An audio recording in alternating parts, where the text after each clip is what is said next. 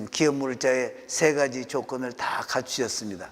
만약에 부활하지 않으셨다면 능력이 없으신 것입니다. 은혜와 신원이 같이 있지만 이는 예수님의 초림과 재림 사이의 시간 간격이 있는 것과 같습니다. 희년의 선포입니다. 예수님께서 나사렛 회당에서 읽으신 내용이 이사야 61장 1절에서 2절입니다. 왜 그러셨을까요? 예수님 초림 시에는 은혜의 해를 선포하시면서 우리의 사망의 빚을 갚아주심으로 우리를 자유케 하셨습니다.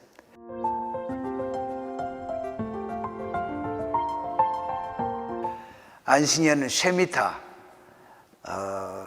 영어로는 사바디컬 이어, 7년에 한 번씩 옵니다. 그래서 여기서 얘기를 하는 것은 안식년의 계명은 시내산과 특별한 관련이 있다 하는 그런 얘기를 하고 있는데 25장 1절에 보면 여호와께서 시내산에서 모세에게 일러 가라사대 이렇게 나옵니다. 여기서 시내산을 특별히 말씀하시는데 쉐미타, 즉 안식년과 시내산과는 무슨 관련이 있는가? 여기서 시내산을 언급하신 것은 모든 계명의 넓은 범위에 대한 것뿐만 아니라 쉐미타의 상세한 이 안식년에 대한 상세한 것들도 모두 다 시내산에서 주신 계명이다. 그리고 또 시내산에서 주신 그 이후에 여러 해 뒤에 기록된 계명까지도 시내산에서 주어진 것이다. 이렇게 얘기를 하고 있습니다. 그리고 이 계명의 저자는 오직 하나님이심을 증명하고 있습니다. 왜냐하면 안식년 바로 전해에 추수한 곡식은 충분해서 3년을 지탱할 수 있고 그 다음에 추수하여 곡식이 생길 때까지를 보장하신다고 하기 때문입니다. 이런 엄청난 말씀을 하실 수 있는 분은 오직 하나님이신 것이지 자연의 법칙이 아니라는 것을 강조하고 있습니다. 밭을 경작도 하지 않고 돌보지도 않고 1년 동안 내버려 두는 것은 즉 인간이 영적 성장에 몰두하기 위해서는 물질적인 것을 얻기 위해 투쟁을 멈출 때 진리의 생명이 오게 되는 그러한 세상을 가르치고 있습니다. 그러나 인간은 그가 살고 있는 세상으로부터 완전히 끊어질 수 없는 것도 사실입니다. 그래서 토라는 분명하게 강조하기를 사람은 6년 동안 심고 수확해야 한다. 이것은 마치 사람 6일 동안 일하고 안식일에 쉬는 것과 같다. 이렇게 가르치고 있습니다. 람반은 설명하기를 쉐미타와 안식일, 안식년과 안식일 사이를 대조하는 것은 둘 다 하나님의 6일 동안 우주를 창조하시고 또 7번째 안식하신 것을 증거한다고 설명하고 있습니다. 이것이 다른 어떤 절기도 언급하지 않는데 오직 쉐미타만 특히 안식일에 비유해서 말씀하고 계시는 것입니다. 제7년 주기의 쉐미타는 앞으로 6,000년의 역사 후에 7,000년 밀레니엄의 절정에 오르고 그때는 평강과 아주 고요함으로 가득할 것을 여기서 내포하고 있다 이렇게 가르치고 있습니다. 2절에는 내가 너에게 주는 땅이라고 말씀하시는데 여기서 중요한 점은 그 땅은 항상 하나님의 선물이기 때문에 주다 하는 기부가 현재형으로 쓰여 있습니다. 그리고 또 여호와 앞에 안식하라고 하십니다. 8절에서 22절에서는 요벨, 유빌리, 희년을 여기서 명령하고 계십니다. 희년은 7번째 안식년, 그러니까 49년째 안식년이 지나고 새해에 로시 하샤나로부터서 그러니까 7월 1일로부터서 10일째 되는 대속절에 나팔을 길게 불어서 전국 거민에게 자유를 공포하라고 하시면서 시작하고 있습니다. 어떤 자유를 공포하느냐? 여기서 세 가지를 공포하는데 첫째는 노예 해방, 노예로 살던 사람에게 자유를 줘서 풀려나게 하는, 그리고 부채를 많이 지고 있는 사람이 자유롭게, 다시 말해서 빚을 탕감해 줘라 하는 것이고, 세 번째는 토지 반환, 기업의 토지를 팔아버렸던 사람이 토지를 다시 찾게 되는 이 세 가지 놀라운 사건이 희년에 일어나고 있습니다. 13절의 말씀처럼 이 희년에는 너희가 각기 기업으로 돌아갈지라 이렇게 하십니다. 그리고 14절부터서 55절까지는 라시가 설명한 것을 보면은 안식년과 희년에서 금하는 것들, 그것을 지키지 않고 탐심에 빠지게 되면 결국 자신의 돈을 잃게 되고 그 동산을 팔도록 할 수 없이 팔게 되는 그런 상황이 올 것이다. 만일 그가 회개치 않으면 조상적부터 내려온 그의 집은 결국 이자를 내고 빌려야만 되는 형편이 될 것이다. 만일 이와 같은 벌이 진행되고 있는데도 불구하고 회개를 하지 않고 있다면 그는 결국 자신을 팔아서 형제 유대인에게 종으로 살게 될 것이며 결국에는 유대인이 아닌 이방인의 노예로 전락하게 될 것이다. 그래도 회개하지 않으면 최악의 상태로 그는 자신을 스스로 팔아 우상들의 종이 되고 말 것이다. 17절은 말로 사람에게 상처를 주어서 인간관계를 해치는 일을 하지 말라는 그런 의미입니다. 즉 하나님께서는 사람의 마음속에 있는 것을 진정으로 알고 계시기 때문에 속이지 말라 하는 내용의 의미가 17절에서는 이런 의미를 가지고 있습니다. 그리고 또 이 말씀에 대해서 지혜자들이 가르치는 것을 보면 사람들이 상처를 받을 때 재정적인 것으로 상처를 받는 것보다도 인격적으로 모욕을 받아서 상처받는 것이 더 크다. 왜냐하면 돈은 다시 보충이 될 수 있지만 수치는 계속적으로 언짢게 남아있기 때문에 이것은 굉장히 큰 것이다. 이렇게 가르치고 있습니다. 따라서 자기 동료를 공개적으로 공중 앞에서 모욕을 주는 자는 살인자와 같고 지옥에서 나오지 못할 것이다. 이렇게까지 가르치고 있습니다. 그러나 안식년과 희년을 지키지 않으면 그 땅에서 쫓겨나 타향살이를 하게 될 것을 말하고 있는 것입니다. 24절에는 토지 무르기를 허락하라는 말씀이 나옵니다. 여기는 좀 설명이 필요합니다. 무르기라는 말은 팔았던 물건을 다시 돌려받을 수 있다는 것인데, 첫째로 토지 무르기를 하면서 나오는 단어가 기업 물을 자입니다. 그래서 기업 물을 자를 설명하면 토지를 팔고 다시 사는 사람의 근족으로 토지를 물을 수 있는 자를 말합니다.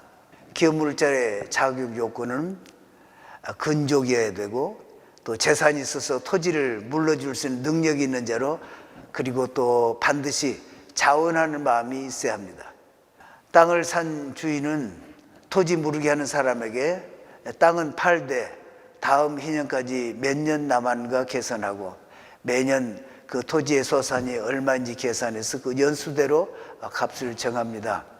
여기서 허락하라고 하시는데 이는 반드시 물으라는 명령의 강한 표현입니다. 그러나 본인이 물을 힘이 없고 근족이 없으면 희년까지 기다려서 되찾을 수가 있습니다. 이번 하프타라 예레미야 32장 6절에서 27절을 보면 예레미야의 숙부의 아들 하나멜이 시위대 뜰에 갇혀 있는 예레미야에게 와서 내가 기업 물을 자라고 하면서 아나돗에 있는 자기의 밭을 사라고 합니다. 예레미야는 은 17세겔을 주고 삽니다. 그래서 10절을 보면은 땅은 하나님 앞에서 제비 뽑아 받은 기업이기 때문에 매우 신성하게 다루는데 매매 증서를 두 가지 방법으로 합니다. 증서를 써서 인봉하고 증인을 세우고 은을 저울에 달아주고 법과 규례대로 인봉하고 인봉치 않으면 매매 증서를 내가 취하여, 이렇게 10절에 나와 있습니다. 말씀처럼 이스라엘은 토지를 팔 때 계약서 두 부를 작성합니다. 하나는 인을 쳐서 아무나 보지 못하도록 인봉을 하고, 그리고 그 계약서는 성전 창고에 보관하도록 하는 것입니다. 또 하나는 개봉된, 다시 말해서 오픈된 문서로 작성하는데, 이 문서는 땅을 매입한 사람이 가지고 있어서 경작할 권리증같이 아무 때나 보여줄 수 있도록 하는 이런 개봉된 문서 두 개로 작성을 합니다. 그리고 토지 무르기의 절차는 다음과 같습니다. 기업 무를자가 나타나 돈을 땅 매입자에게 지불하고 나면 매입자로부터 개봉된 계약서를 받아서 즉시 무효화시킵니다. 이것이 첫 번째 단계입니다. 그러나 성전 창고에 들어있는 인봉된 계약서는 기업 무를자가 증인을 데리고 성전에 가서 제사장에게 보이고, 제사장이 인봉된 증서를 찾아 제사장 앞에서 인봉을 떼고 내용을 확인하고 불로 소각시킴으로 토지 무르기가 완성이 되는 것입니다. 토지 팔았던 자는 희년과 똑같은 자유를 즉시로 얻게 됩니다. 우리 예수님은 기업 물을 자로 오셨습니다. 태초에 하나님께서 천지를 창조하시고 아담에게 동산 중앙에 있는 선악을 알게 하는 나무의 실과는 먹지 말라, 먹은 날에는 정령 죽으리라 라는 한 가지 조건을 달고 토지 소유권을 아담에게 양도하셨습니다. 그러나 아담은 사단의 꼬임에 넘어가서 그 실과를 먹고 사망의 빚을 안고 살게 되어 결국 에덴 동산에서 쫓겨나고 마귀의 노예가 되어서 땅을 갈고 죄 가운데 사는 신세가 되었습니다. 아담과 그 후에는 생명을 잃고 기업인 에덴 동산을 잃고 마귀의 노예가 되어서 그리고 죄를 지으면서 죄짐을 지고 살아오고 있습니다. 그래서 인간은 스스로 노예에서 풀려날 능력이 없기 때문에 마귀의 노예에서 풀려나 생명과 기업을 찾게 해줄 수 있는 기업 무를자가 필요하게 된 것입니다. 이 말씀이 이번 토라 포션에 나오는 누가복음 4장 16절에서 21절에 나옵니다. 나사렛 회당에서는 예수님 은혜의 해까지만 읽으셨습니다. 이 의미는 뒤에 설명합니다. 예수님은 인간이 짊어지고 살아가고 있는 빚, 사망의 빚을 갚아주시기 위해서 우리의 기업 무를자로 오신 것입니다. 그래서 예수님은 십자가에 못 박히셨습니다. 십자가의 능력을 보면은 첫째, 우리의 빚 문서를 무효화시키셨습니다. 골로새서 2장 14절 15절의 말씀을 보면은 둘째, 마귀를 무장해제시키셨습니다. 그래서 예수님이 십자가에서 죽으신 일은 우리 사망의 빚, 즉 마귀가 가지고 있던 개봉된 문서를 즉시 없애버리셨다는 것입니다. 그렇기 때문에 예수님은 우리의 기업 무를자이십니다. 예수님은 기업 무를자의 세 가지 조건을 다 갖추셨습니다. 우리의 근족으로, 다시 말해서 인간으로 오셔서 사망의 빚을 갚아줄 수 있는 능력이 있으시고 또 자원하셨습니다. 여기서 예수님이 근족의 조건인 능력, 예수님은 어떻게 능력을 나타내셨는가? 죽으심으로 빚을 갚아주셨기 때문에 하나님의 손에서 받을 자격이 있다 하는 것을 말씀하신 것입니다. 그리고 여기서 인봉된 문서는 증인 앞에서 소각되어야 하기 때문에 사도 요한이 증인으로 거기 계신 것입니다. 따라서 요한계시록은 예수님께서 재림하시면서 이루실 내용입니다.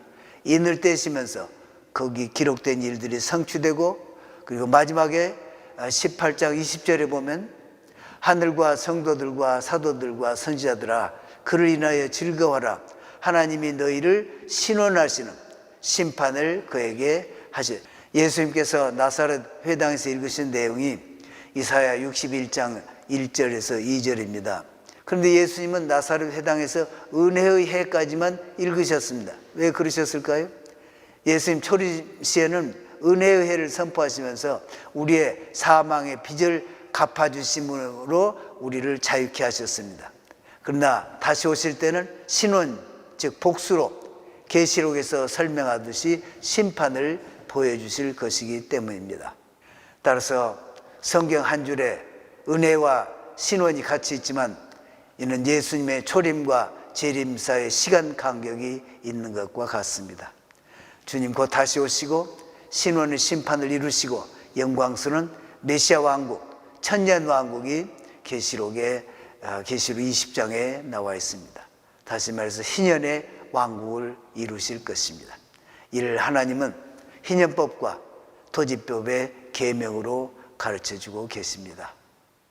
결론적으로 복음은 희년의 선포입니다.